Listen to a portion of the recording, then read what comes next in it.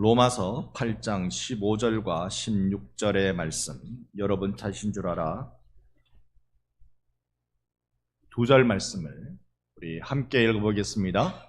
너희는 다시 무서워하는 종의 영을 받지 아니하고 양자의 영을 받았으므로 우리가 아빠 아버지라고 부르짖느니라.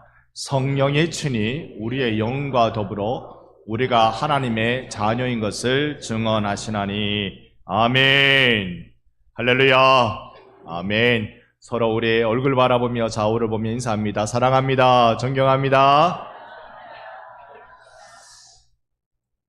만약 우리가 주일 예배 드릴 때 확인하는 체크리스트가 있다면 여러분 한번 어떠십니까? 오늘 새벽기도 결석 체크, 어제 말씀 안 읽었음 체크, 예배 시간에 집중 안 함 느낌표 3개. 우리는 믿음 생활 하는 중에 두려움이라는 것을 갖게 됩니다. 내가 이번 주 잘 살았나? 이 상태로 기도해도 되나? 또는 하나님이 나를 기뻐하실까? 그렇습니다. 우리가 두려움 속에 있을 때가 많습니다. 저도 때로는 직원처럼 하나님께 보고서 들고 가는 느낌이 들 때가 있습니다. 성과를 평가받아야 된다, 그런 생각을 가질 때가 있습니다. 우리는 기도해도 두렵고 말씀 읽어도 두렵고 예배 드리러 들어가는데도 두렵습니다. 마음 한켠에 불안한 마음이 있습니다. 이 두려움은 특별한 사람이기 때문에 두려움을 갖는 것이 아니라 우리 모두가 알고 있는 감정입니다.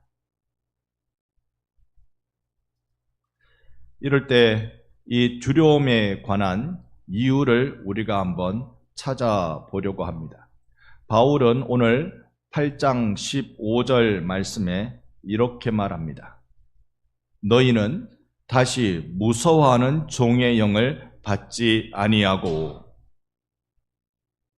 복음을 받았는데, 이미 은혜를 경험했는데, 그런데도 다시 두려움으로 돌아갈 수 있다는 강한 경고의 말씀이 아닐 수 없습니다.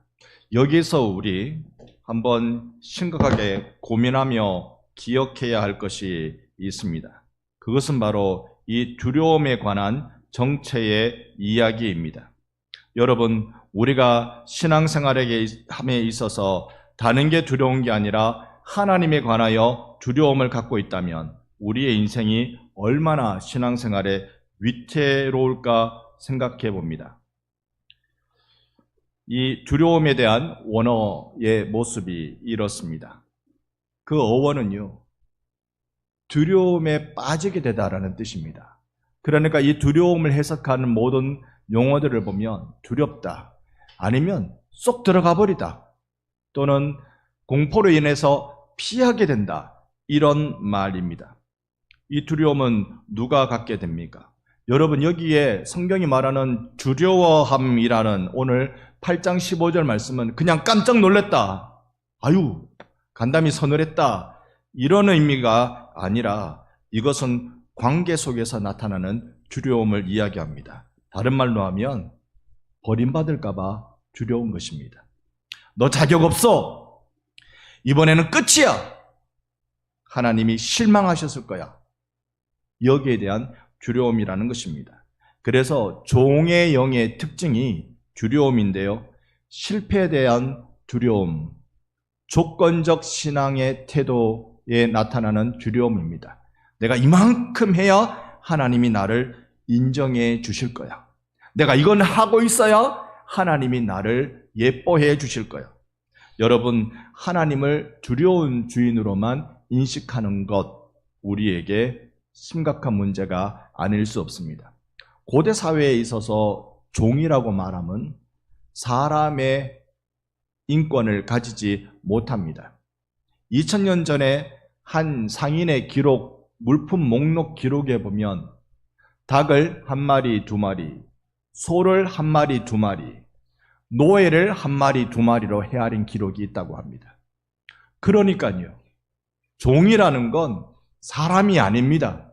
그저 주인의 눈 한 번 불아리는 것 통해서 숨이 턱턱 막히는 것이 그 당시의 노예들입니다. 그래서 노예는 늘 조건을 계산합니다. 주인이 나에게 하라고 한 일이 뭐지? 내가 오늘 주인의 눈치를 어떻게 살펴야 되지? 기분이 어떨까? 내가 무엇을 해야 될까? 주인이 나를 기뻐하지 않으시면 나는 또 노예 상인에 팔려서 고생하게 될 텐데. 이런 생각들이죠. 여러분, 오늘 교회에 나오실 때 어떤 마음으로 나오셨습니까? 하나님이 출석부 딱 들고 나타나는 교감 선생님으로 여기지는 않습니까? 이번 주 또 빠졌네. 여기 앉아야 될 학생, 요 앞에 앉아 있어야 될 학생 누구지? 또 결석이네. 여기 나온 나의 백성들 지난주에 묵상 안 했지? 성경 안 읽었지? 하나님이 체크표를 들고 계시는 분으로 생각하고 있는 건 아닐까요? 여러분, 우리 하나님은 우리의 아버지이신 줄로 믿습니다. 나는 종인가 아니면 자녀인가 오늘 생각해 보십시다. 양자의 영을 받았다고 8장 15절 말씀하시죠. 여러분 보시는 대로 종의 영을 받지 아니하고 양자의 영을 받았으므로 우리가 아빠, 아버지라고 부르짖느니라. 이 양자라는 말의 뜻이 이렇습니다. 두 단어를 한꺼번에 붙여서 만든 단어인데요. 아들이라는 단어와 세움, 지정이라는 단어를 합해서 붙여봤더니 이게 양자라는 뜻이 되었습니다. 달리 말하면 그를 아들 자리에 두다 이런 뜻을 가지고 있습니다. 이것은 몰래 한 것이 아니라 공식적으로 얘는 내 아들이야 라고 선언하는 것이죠. 단순한 양육, 단순한 보육이 아니라 법적 지위를 부여하는 것이 양자라는 뜻입니다. 그래서 당시의 로마 사회에서 양자가 되면 이름을 바꿔줍니다. 이름을 바꿀 뿐만 아니라 그에게 뭐가 생기느냐 하면 나를 양자 삼아준 그 아버지의 양부의 상속권을 갖게 됩니다. 상속권을 지니게 되는 진짜 아들이 되는 것이죠. 그리고 과거의 신분이 법적으로 다 삭제되는 것이 로마 사회에서의 양자가 가지고 있는 특권입니다. 하나님이 우리를 그냥 불쌍해서 살려두신 것이 아니라 우리를 가족으로 등록해 주신 줄 믿습니다. 하나님이 우리에게 주신 복음은요, 감정의 위로가 아니라 나라는 존재, 내가 누군지에 대한 존재의 혁명을 일으켜 주신 것입니다. 하나님은 우리를 손님으로 부르신 것이 아니라 가족으로 부르셨습니다. 그래서 우리가 하나님을 향하여 뭐라고 부른다고요? 아빠. 하나님을 향하여 뭐라고 부른다고요? 아버지. 아빠, 아버지라고 부르짖느니라.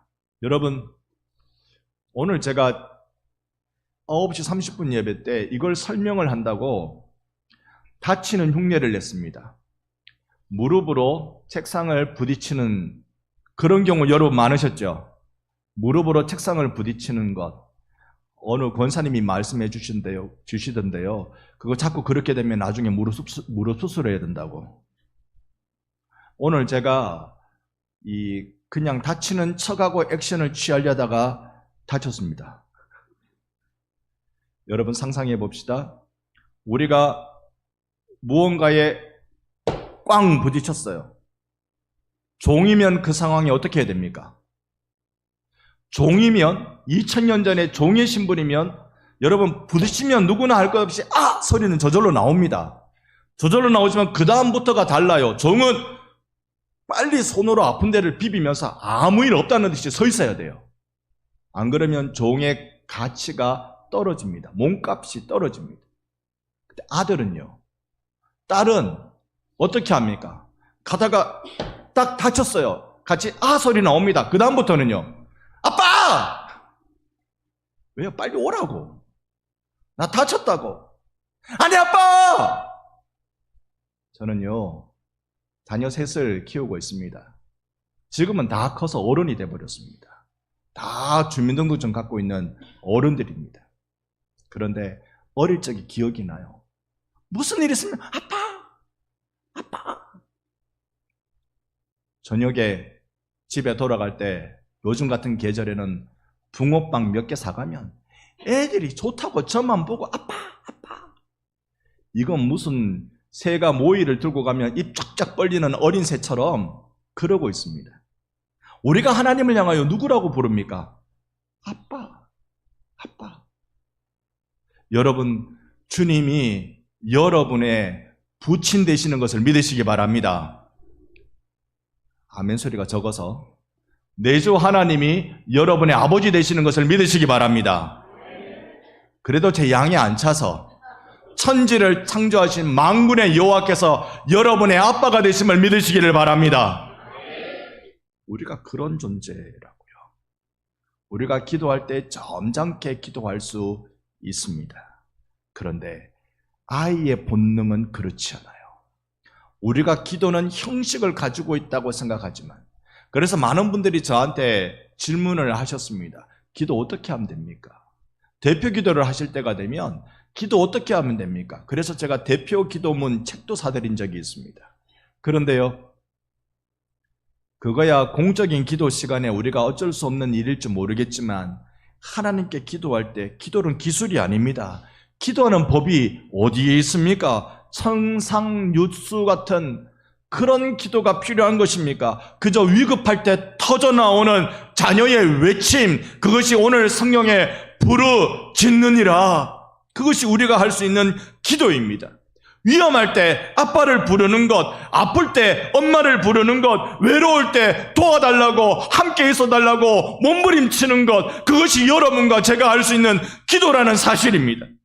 아이들은 그냥 외칩니다. 아빠, 아빠. 그냥 외치는 겁니다. 성령께서 오시면 우리를 그렇게 하나님께 나아가게 해 주시는 것입니다.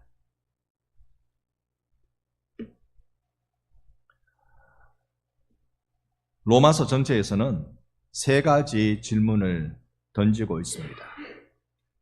그 첫째가 어떻게 의롭다함을 받는가? 그래서 믿음으로 의롭다고 칭해진다. 이 로마서의 첫 번째 질문입니다. 두 번째 질문이 의롭다함을 받은 자가 어떻게 이제 살아가는가? 그것이 5장에서 8장까지 오늘 가장 핵심입니다만 그 질문을 던집니다. 그리고 9장부터는요, 그 구원은 실패하지 않는가? 반드시 구원이 이루어지는가에 대한 질문으로 또 로마서는 답을 줍니다.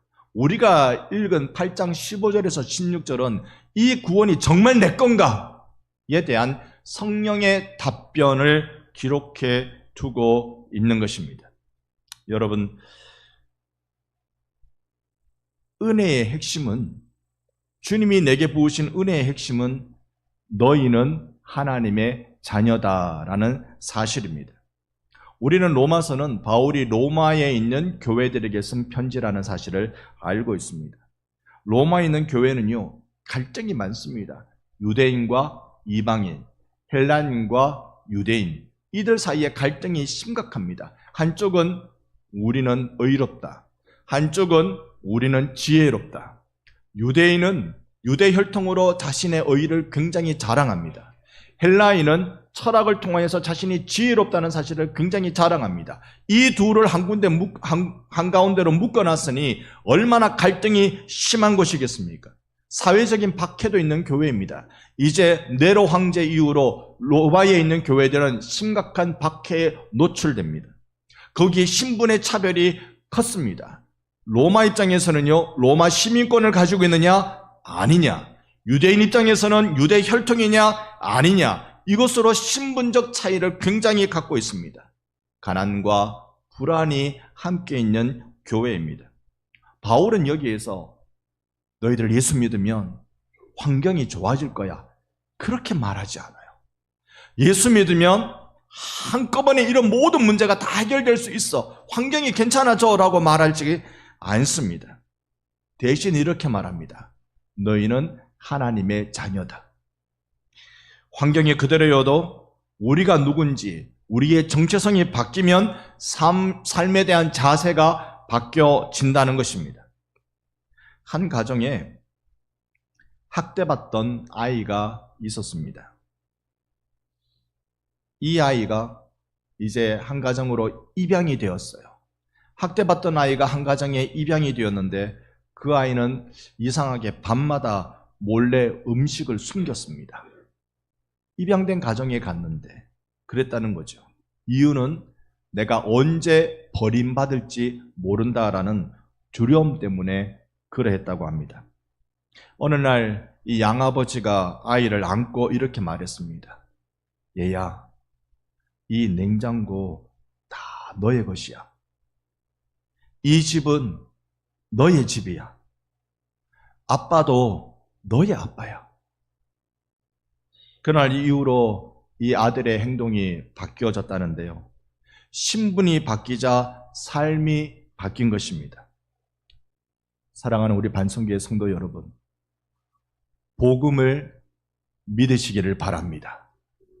하나님이 나의 아빠이십니다. 어느 누구도 빼앗아가지 못하는 진리입니다. 그래서 우리는 15절까지의 말씀을 보게 되었습니다. 그런데요, 이것이 우리가 신앙생활하면서 알기는 아는데 내가 깜빡하고 또는 내가 다시 낙심하고 어두움으로 두려움으로 들어가게 될 때가 한두 번이 아니더라는 말이죠. 우리가 복음을 알고 복음을 믿음에도 불구하고 우리는 우리의 자리를 이탈할 때가 제법 많이 있었습니다. 이럴 때 성경은 16절로 우리에게 알려주고 있습니다.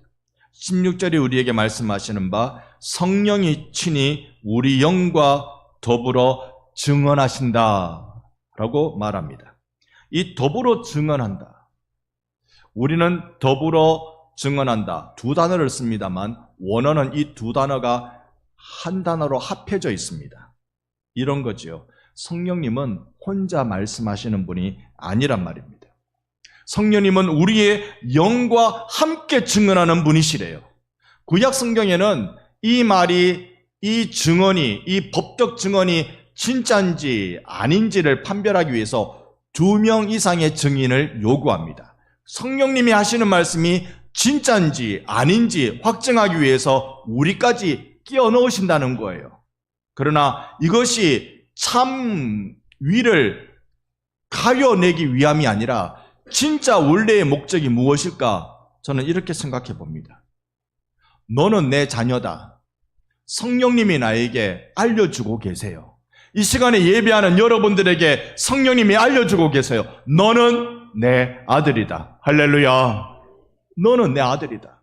그런데 그 말을 듣는 순간 나에게도 울림이 생기는 거예요. 맞아, 성령님이 말씀하시는데도 나는 하나님의 아들이야. 그러면서 내가 누군지를 확인하게 됩니다. 여러분, 오늘 또 한번 들어보십시오. 나는 너를 버리지 않는다. 성령님이 말씀하실 때 맞아, 하나님이 나를 버리지 않으셔 우리 안에 두려움이 제거되는 은혜가 있는 줄 믿습니다. 또요, 너는 내 손 안에 있다. 맞아, 나는 하나님의 섭리 안에 있어. 그럴 때 우리의 인생의 담대함이 회복되는 줄로 믿습니다. 여러분, 이 신앙의 세계로 여러분을 초대합니다. 로마 교회의 그 위태로운 현실 속에 진정한 위로는 바로 이것입니다. 환경이 아니라 내가 누구인가 그 모습을, 그 내면을 먼저 회복시켜 주는 것입니다. 복음은 상황이 아니라 사람의 존재를 변화시켜 주는 것입니다. 오늘 우리의 귀가 열려져서 따스한 성령의 음성이 들려지는 은혜가 있기를 간절히 소망합니다. 여기에서 우리가 고민스러운 건 늘 이런 질문들입니다. 목사님, 그럼 내가 또 넘어지면 어떡해요? 내가 또 실패하면요? 그렇죠. 우리가 한두 번 경험한 것 아니니까요. 바로 이 지점에서 우리는 복음을 더 분명하게 들어야 하는 것입니다. 오늘 우리에게 있어서 복음이 알려주는 그 실패와 좌절에서의 우리가 붙들 말씀은 무엇일까? 하나님의 사랑은 조건부 사랑이 아닙니다. 우리는 늘 그게 익숙합니다. 내가 사랑하면 사랑을 받아야 됩니다. 우리 결혼식 이런 경조사가 있을 때 여러분 주머니가 많이 가벼워지시죠? 저도 이달에만 경조사가 몇 개인지 모르겠습니다. 이달의 경조사로 제가 아주 곤욕을 치르고 있습니다. 벌써 아직 2개 더 남았습니다. 경조사, 근데 어떤 경조사는 고개를 갸웃거리며 무엇을 찾아봅니까? 고개를 갸웃거리며 찾아보게 되는 게 나한테 했나? 이 사람 나한테 했나? 기록을 살펴보게 되죠. 우리는 관계가 언제나 쌍방입니다. 내가 받았으면 받은 만큼 해줘야 돼요. 내가 안 받았으면 그냥 넘어가면 아무런 문제 없습니다. 우리는 항상 주고받고입니다. 그런데 하나님이 우리에게 주시는 건 쌍방이 아니라 일방입니다. 내가 하나님께 어떠하든지 간에 하나님은 당신이 선택한 백성을 뜨겁게 사랑하는 분이십니다. 그냥 일방적으로 사랑하는 분이세요. 아까 우리 체크리스트 말씀드렸잖아요. 체크리스트 오늘 예배에 집중 제대로 하고 있나? 여러분 하나님께 예배 집중 제대로 안 해도 하나님 여러분 사랑하십니다. 아멘 안 하시는 게 다행입니다. 여러분 우리가 이러쿵 저러쿵으로 하나님 마음 변하는 분이 아니세요. 여러분 자녀를 생각해 보시라니까요. 여러분 자녀를 향한 끊임없는 사랑처럼 우리가 하나님을 이렇게 저렇게 대해서 하나님이 달라지시는 분이 아니라 하나님은 온전히 우리를 바라보시면서 우리를 세워나가시는 것을 기뻐하시는 분이십니다. 우리의 성과에 따라 하나님의 사랑이 달라지지 않습니다. 예수 그리스도의 십자가 위에 세워진 영원한 언약, 그 십자가의 언약이 그런 것입니다. 우리가 넘어질 때 하나님은 등을 돌리지 않으십니다. 우리가 무너질 때 문을 닫지 않으십니다. 우리가 부끄러워 숨을 때 하나님 아버지, 우리의 아빠는 2팔 벌려 더 크게 벌리고 계시는 분이십니다. 그래서 로마서 8장은 그 무엇도, 그 누구도, 그 어떤 실패도 너를 하나님의 사랑에서 끊을 수 없다라고 선언해주고 있는 것입니다. 그래서 오늘 로마서 8장 38절과 39절을 우리 이 시간에는 큰 소리로 한번 외쳐보면 좋겠습니다. 하나님의 사랑이 이런 것이라고 우리가 한번 부르짖으며 이 말씀을 읽어보면 좋겠습니다. 2절 말씀을 우리 같이 한번 읽어봅니다. 내가 확신하노니 사망이나 생명이나 천사들이나 권세자들이나 현재일이나 장래일이나 능력이나 높음이나 깊음이나 다른 어떤 피조물이라도 우리 주 그리스도 예수 안에 있는 하나님의 사랑에서 끊을 수 없으리라. 아멘. 아멘. 왜입니까? 이 사랑은 내가 잘해서 받는 사랑이 아니라 예수님이 다 이루어주신 사랑이기 때문에, 이미 주어진 사랑이기 때문에 그런 것입니다. 성도 여러분, 하나님의 품은 마지막 피난처가 아닙니다. 영원한 집입니다. 하나님은 여러분을 하나님의 아들과 딸들로 이미 부르셨습니다. 그것은 내 감정에 따라 좌우되는 게 아닙니다. 그래서 성령을 부어주사 마침내 위로부터 주의 영을 우리에게 부어주사 광야가 아름다운 밭이 되며 그 아름다운 밭을 숲으로 여기게 되리라. 우리 하나님이 이루실 그 일입니다. 숨지 말고 나오라고 주님이, 성령님이 말씀해주고 계십니다. 도망치지 말고 불러라, 부르짖어라, 아빠라고 불러라라고 하시는 것입니다. 오늘 이 예배가 끝나도 우리는 부르는 자로 살아야 할 줄 믿습니다. 어떻게 부를까요? 하나님을 어떻게 부를까요? 한번 따라해 주실래요? 아빠. 우리가 이거 늘 낯설지요. 하나님을 아빠라 부르는 건 늘 낯섭니다. 그런데요, 여러분, 하나님을 아빠라고 부르는 것 얼마나 우리에게 감동이고 우리에게 감사인 줄 모르겠습니다. 하나님을 아빠로 부르는 자리로 여러분을 초대합니다. 어린아이로 여러분을 초대합니다.